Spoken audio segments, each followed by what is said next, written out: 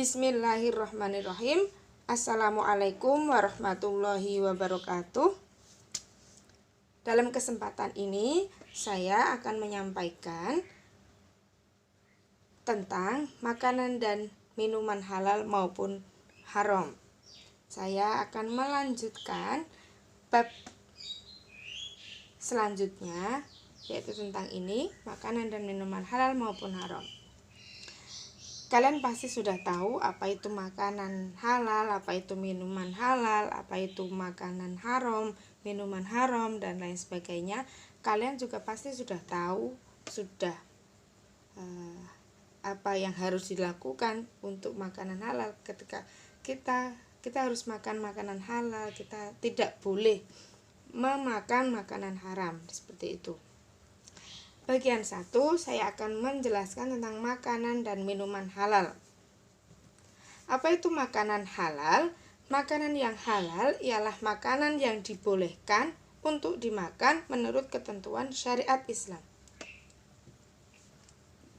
Segala sesuatu, baik berupa tumbuhan, buah-buahan, ataupun binatang yang pada dasarnya adalah halal dimakan, kecuali apabila ada nas Al-Quran atau Al-Hadis yang mengharamkannya. Jadi ya halal ketika Al-Quran bilang itu Allah berfirman dalam Al-Quran kalau makanan itu halal, ya kita boleh memakannya. Tapi ketika Al-Quran di dalam Al-Quran sebuah makanan itu diharamkan, ya otomatis kita tidak boleh makan makanan itu. Kemudian jenis makanan dan minuman yang dihalalkan. Di sini ada 3. Halal karena zatnya, halal cara mendapatkannya, kemudian halal karena proses atau cara pengolahannya.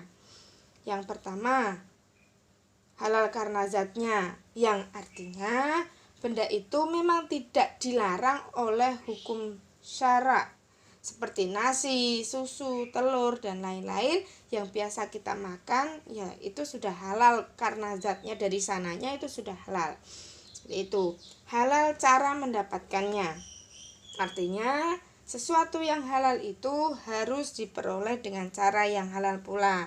Sesuatu yang halal tetapi cara mendapatkannya tidak sesuatu dengan hukum syara, maka menjadi haramlah ia.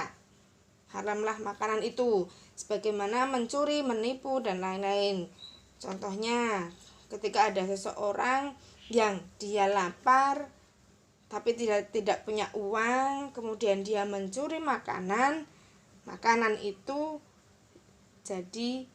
menjadi hukumnya menjadi haram karena cara mendapatkannya dengan mencuri, seperti itu. Kemudian halal karena proses atau cara pengolahannya, artinya selain sesuatu yang halal itu harus diperoleh dengan cara yang halal pula. Cara atau proses pengolahannya juga harus benar. Hewan seperti kambing, ayam, sapi, jika disembelih dengan cara yang tidak sesuai dengan hukum Islam, maka dagingnya menjadi haram. Misal, ketika ayam disembelih dengan cara yang tidak sesuai dengan aturan Islam, yaitu misal kalau ayam itu kan disembelih dengan cara lidahnya dikeluarkan, kemudian disembelih lehernya sampai nadinya putus. Nah itu kemudian ketika menyembelih membaca basmalah itu nanti halal. Tapi ketika ayam itu halal, tapi ketika menyembelihnya dengan cara misalkan lehernya hanya dipatahkan, itu nanti bisa menjadi hukumnya haram. Selanjutnya, adapun jenis makanan atau binatang yang halal dimakan. Yang pertama, semua makanan dan minuman yang tidak diharamkan oleh Allah dan Rasul-Nya. Artinya, semua makanan minuman adalah boleh dan halal sampai ada dalil yang menyatakan haram. Jadi, itu ya. Yang nomor 2, semua makanan yang baik, tidak kotor dan tidak menjijikkan. Selama makanan itu baik, tidak kotor, ya boleh-boleh saja dimakan. Tapi ketika kotor, menjijikkan, nah itu sudah lain lagi. Kemudian yang ketiga, semua makanan yang tidak memberi mudarat, tidak membahayakan kesehatan jasmani dan tidak merusak akal, moral, dan akidah. Jadi makanan yang baik untuk tubuh kita, yang bermanfaat untuk tubuh kita, yang bermanfaat untuk otak kita, untuk perkembangan otak kita, itu sangat halal. Jadi itu halal. Tapi ketika itu makanan itu bisa mengakibatkan tubuh kita itu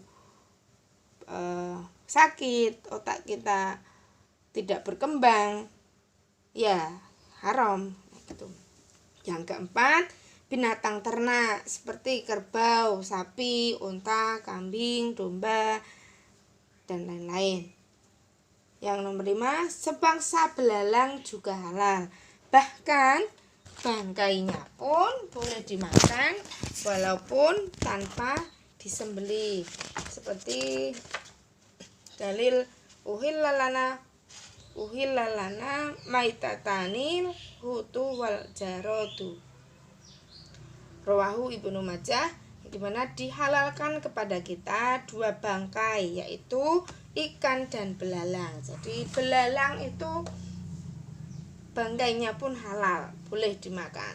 Tapi ada beberapa orang yang tidak berani untuk makan belalang, yaitu karena tadi kembali lagi ke nomor 3, bisa membuat sakit tubuh kita.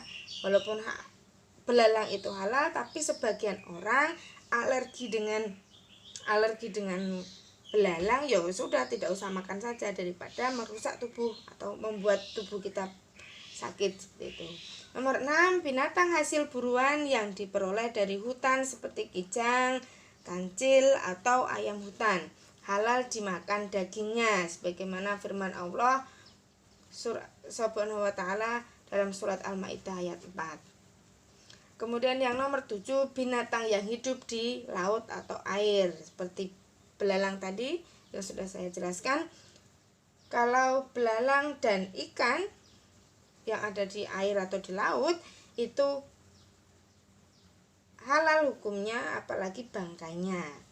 Kemudian yang terakhir adalah kuda, itu adalah makanan yang halal dimakan juga.